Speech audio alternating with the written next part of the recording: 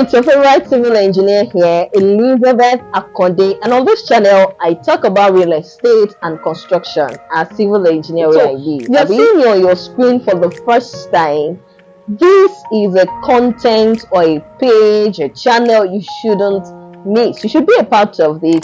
Subscribe to this channel so you can get more detailed information about construction, real estate, and everything in between. All right, so today, if you are in your 30s or you're about to, or you are in your early 40s, this video is for you. I'm going to be sharing with you 5 factors you need to consider if you're planning to get a home in your 30s. So sit back and enjoy this video.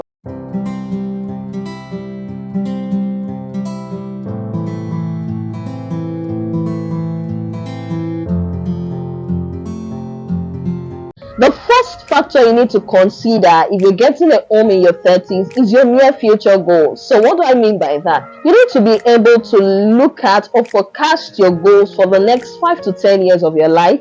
And you need to ask yourself, is this neighborhood, this location, this kind of home, is it in alignment with my goal and my vision? Will I be able to stay in this location for the next 5 to 10 years of my life? These are the things you need to consider. You need to understand that this phase that you are, you're flexible. Your career is flexible. Your goals, your visions, they're flexible. You're open to new jobs. You're open to new roles. You're open to promotions and a lot of things that can make you change locations. And it could be in months. It could be in years. So you want to consider this before pouring in the whole of your investments or savings into buying or constructing a new home for yourself in your 30s. The second factor you need to consider if you're getting a home in your 30s is your capacity to commit to the required upkeep of owning a home. You need to understand that when you own a home, it's different from renting a home. So all the responsibilities becomes yours. When you are the owner of the home, you need to take care of the utilities, you need to take care of the repairs, the renovations, the community levies, and a whole lot of other things. So you need to be able to consider your capacity. Look at your financial capacity. Look at your financial capacity. Is it able to cater for these things that will keep coming up consistently? There are some levies, there are some payments, there are some things you need to do almost every month or maybe bi-monthly. So you need to check this and be sure that you're capable of owning a home and taking care of all the necessary upkeep of that new home. The third factor you need to consider when you're buying or getting a home, okay, it could be buying, it could be building a home. When you're getting a home in your 30s is the valuation of the property. And now I'm going to break this down into the several aspects of it. So the first aspect is you want to know the value of the property. For instance, if it is a landed property, let's say worth 100 million naira, and you're considering building a home on it in your 30s, for me, I think it's a bit unwise. That 100 million naira land space can be freed up for sale, and you can use the money to acquire a whole property and still have some money with you. So instead of having a landed property of 100 million naira, you end up constructing on it with, depending on the location, with millions of naira also, just for you to stay there. Except if your finances are, capable enough to cater for this. But I feel that in your 30s, you should be much more, focused on long-term investment. You should look at, the way you can invest into your future.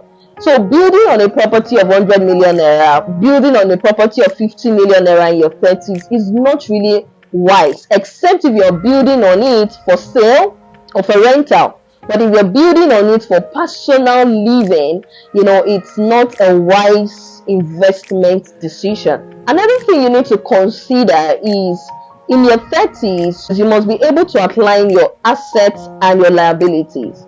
When you're in your 30s, 40s, maybe up to 50s, you should be conscious of your assets and your liability. You should invest more in assets rather than in liability. So building a house, owning a home, you need to consider the financial capacity you have at the moment, your financial goal in the future. Is this property going to earn you that future you want to get, or do you end up just fulfilling your own pleasure and enjoying yourself for the moment, and then your future has to pay for it? So this is one of the things you need to consider if you're getting a home in your 30s. Get something affordable. Get something that is within your range. Get something that would permit you to have future investment portfolio.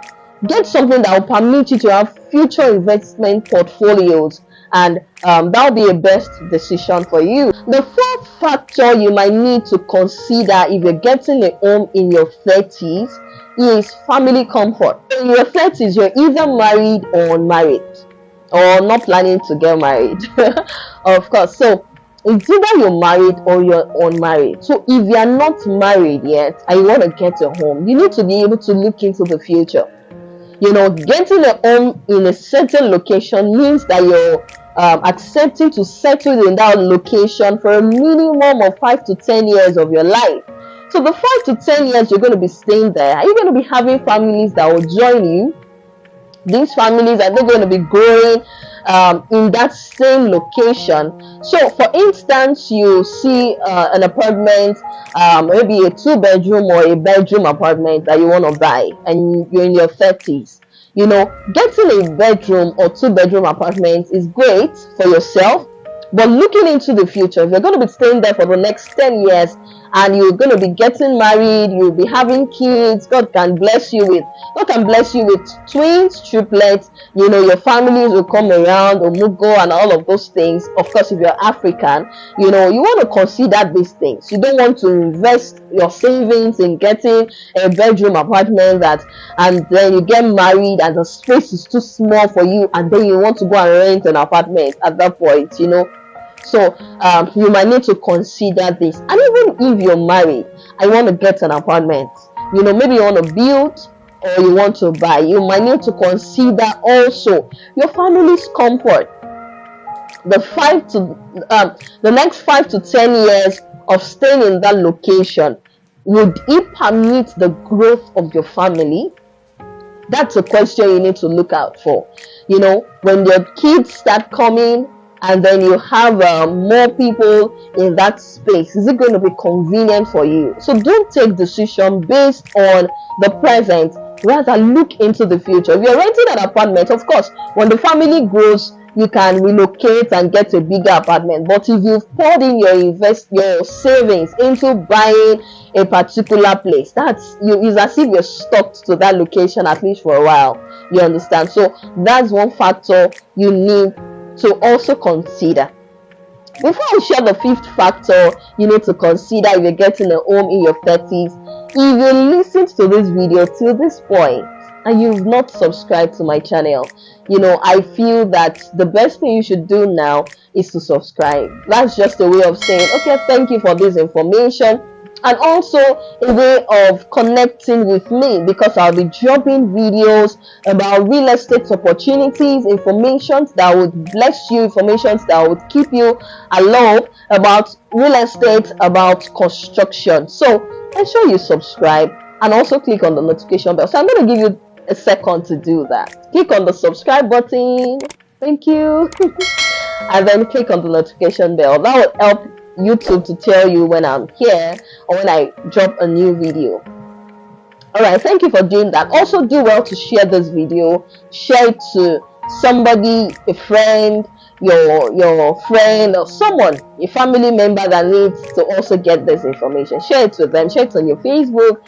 Share it and let people know more about this information. The fifth factor you need to consider if you're getting a home in your 30s is the general effect of the neighborhood you're about to settle in. in shaping your life. One thing you need to understand is your neighborhood directly or indirectly shapes your life. So if you're in your 30s, you're still young, you're just starting your life. So the neighborhood you're going to be growing in has a lot to do with the future. It's going to shape in you, it's going to shape in your mindset, it's going to shape in a lot of things about you. So you don't want to stay in the wrong neighborhood no matter what. So you don't go to a neighborhood because, oh, the property there is cheap, the land there is cheap. Yeah, it might be cheap, but can it shape in the kind of future you see for yourself and for your family?